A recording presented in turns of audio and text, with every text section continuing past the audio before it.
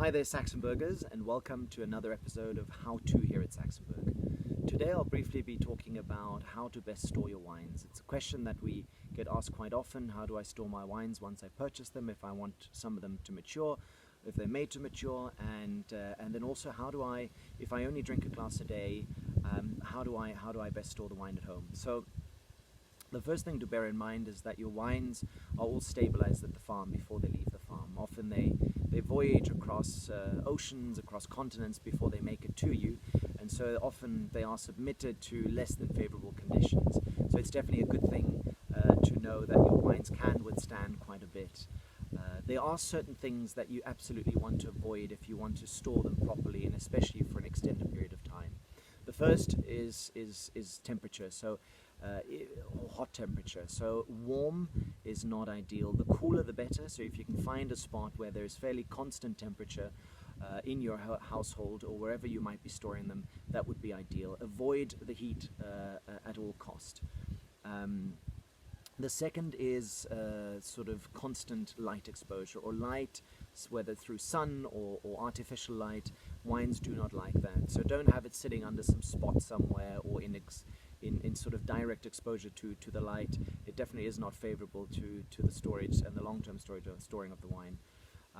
And lastly, I'm not expecting anyone to shake their bottles, but obviously that's something that they don't like, being too handled, moved about all the time. So try and just leave them in their corner, ideally in a position where the cork, if you're going to be storing them for a long time, is in contact with the wine itself. So whether that's in a fully horizontal position or sort of almost horizontal position, if the cork remains moist, it just allows for the oxygen to travel much better between the outside and of the bottle and the wine. So another thing to keep in mind.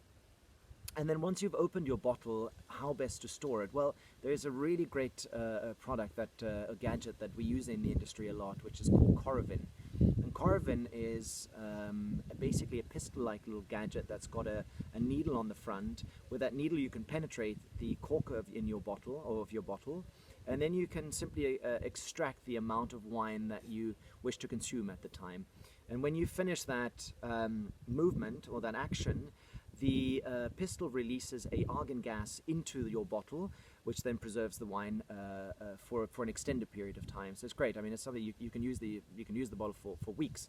Not expecting anyone to drink their wine over a period of weeks, but you can. And the second thing, if it's quite a pricey gadget, so if you want to look at something a little bit more rudimentary, you can pump the oxygen from your wine. So you can either buy a machine that does that, again quite costly, but you can also do it manually.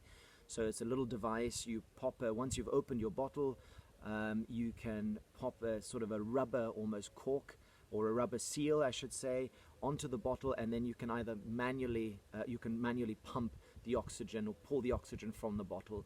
That should allow you to store that wine for easily 2 to 3 days and then consume it over that time.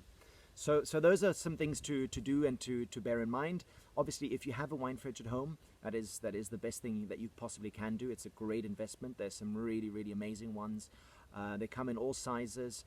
They're very sophisticated. Some will allow you to keep your whites and your reds at different temperatures, and definitely a great investment. I typically keep all of my wines at 13 degrees in the wine fridge, especially in the summer. It allows you to pull those reds, and by the time you sit down to enjoy a glass of wine, it's actually at the optimal temperature. So I hope this was helpful. Please do feel free to reach out to us as we cover more of these questions that you're sending in to us, and we're enjoying it very much, and I wish you a wonderful rest of your day. Thanks so much for listening in. Bye-bye.